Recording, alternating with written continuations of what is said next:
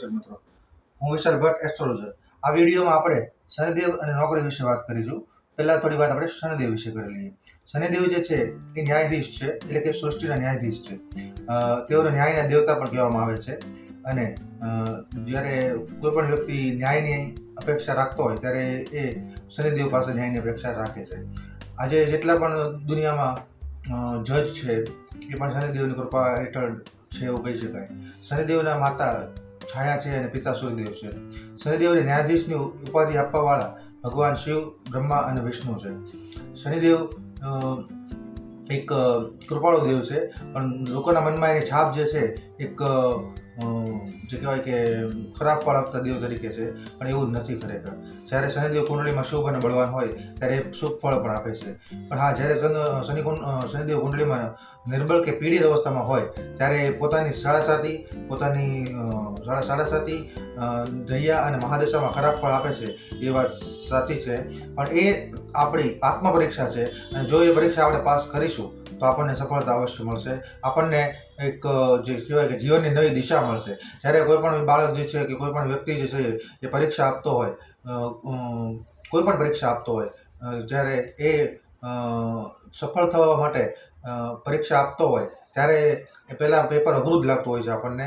પણ જ્યારે આપણે પાસ થઈએ છીએ ત્યારે આપણને ખ્યાલ આવે છે કે આપણે કેટલી મહેનત કરીને આપણે આગળ આવ્યા છીએ.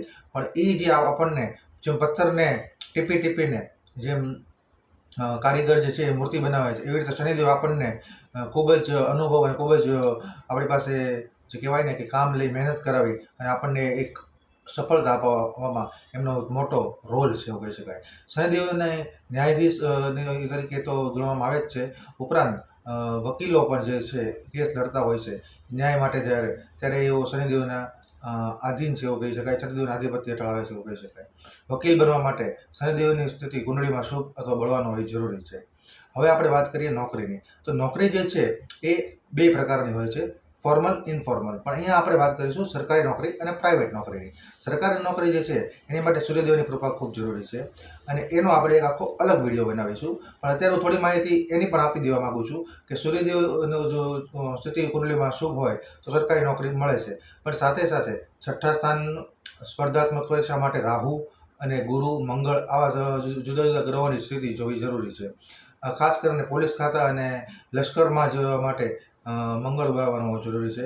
વહીવટી કાર્ય માટે અને ઉચ્ચ પદ છે, પ્રોફેસર છે, શિક્ષક સેવા પદ માટે ગુરુ બળવાનો હોવો જરૂરી છે.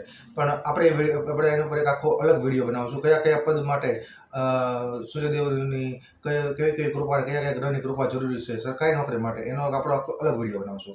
શનિદેવની કૃપા જે છે એ મેળવવા માટે આપણે અત્યારે વાત કરી રહ્યા છીએ. તો પ્રાઇવેટ નોકરીમાં શનિદેવની કૃપા જરૂરી છે. પ્રાઇવેટ નોકરી મેળવવી એ અત્યારે સરકારી નોકરી મેળવવા જેટલી જ અઘરી બની ગઈ છે. પણ જો પ્રાઇવેટ નોકરી મેળવવી હોય તો શનિદેવની કૃપા જરૂરી છે. અને હું એમ નહીં કહું કે શનિદેવની કૃપા હશે તો પ્રાઇવેટ નોકરી મળી જ જશે, પણ એ મળવાના ચાન્સ તમને વધી જશે, એ મળવાની તીવ્રતા તમને વધી જશે, એમાં તમને ચાન્સ વધારે મળશે, તમને નોકરીના ચાન્સ વધારે મળશે, અને તમને સ્ટાફ સારો મળશે. આ બધું જે છે એ શનિદેવની કૃપાથી શક્ય છે.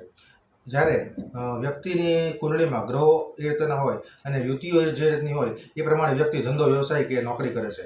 પણ ધંધો કે વ્યવસાય કરનારા વ્યક્તિ પણ જો શનિદેવની કૃપા મેળવવા માગતા હોય તો પોતાના કર્મચારીઓને, પોતાના સ્ટાફને આર્થિક મદદ દ્વારા શનિદેવને કૃપા મેળવી શકે છે.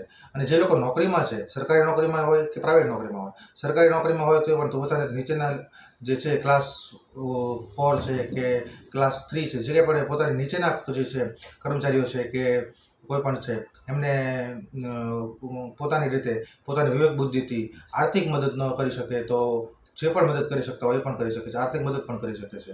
અને પ્રાઇવેટ નોકરીમાં પણ જે વ્યક્તિ સારા પદ ઉપર છે એ પણ એ રીતે કરી શકે છે. અને જે લોકોને શનિની દૈયા સાડાસાતી મહાદશા ચાલે છે અને જેની કુંડળીમાં શનિ પીડિત અથવા નિર્બળ છે, એવા લોકો માટે હું અહીંયા બે ઉપાયો સૂચવવા માગીશ. પહેલો ઉપાય જે છે એ શાસ્ત્રોક્ત ઉપાય છે કે દરરોજ હનુમાન ચાલીસાનો પાઠ કરી અને શનિદેવના નિત્ય દર્શન કરવા.